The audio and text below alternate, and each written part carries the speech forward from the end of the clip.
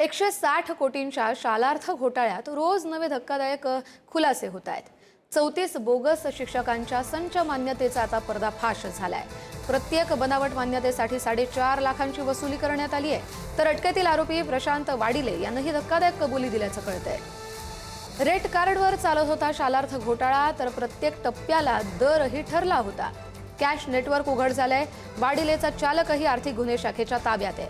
16 संशयितांविरोधात सबळ पुरावे आहेत, तर अनेक बडे मासे सध्या यंत्रणेच्या रडारवर आहेत। आपण या सगळ्या संदर्भातले अधिकचे अपडेट घेऊया आपले प्रतिनिधी किरण ताजणे यांच्याकडून। किरण, कस्तुरी, नाशिकसह विशेषतः उत्तर महाराष्ट्रामध्ये शालार्थ आयडी घोटाळ्याच्या संदर्भामध्ये मोठे धागेदोरे समोर येत आहे आणि यामध्ये जो प्रशांत वाडिले आहे त्याला नाशिकच्या गुन्हे शाखेने अटक केलेली होती, धुळ्यातून ताब्यात घेतलेलं होतं आणि अशा सगळ्या दरम्यान 24 तासामध्ये त्याच्याकडनं जो तपास करण्यात आला त्यामध्ये त्यानं 34 बोगस शिक्षकांच्या संच मान्यतेच्या संदर्भामध्ये कारभार केल्याची कबुली दिलेली आहे। एका मान्यतेसाठी जवळपास 4.5 लाखांची वसुली त्यानं केलेली आहे। त्यामुळे त्याचं रेट कार्ड सुद्धा या निमित्तानं समोर आलेलं आहे। प्रत्येक टप्प्याला जो दर होता तो सुद्धा ठरलेला होता।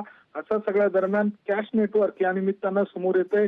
वाडिलेचा चालक सुद्धा या सगळ्या दरम्यान गुन्हे शाखेनं त्याला ताब्यात घेतलेला आहे।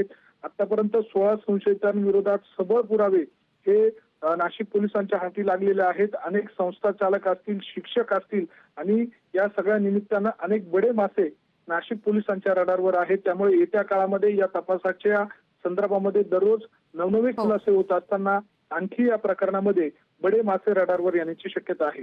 धन्यवाद किरण, दिलेल्या सगळ्या सविस्तर माहितीसाठी।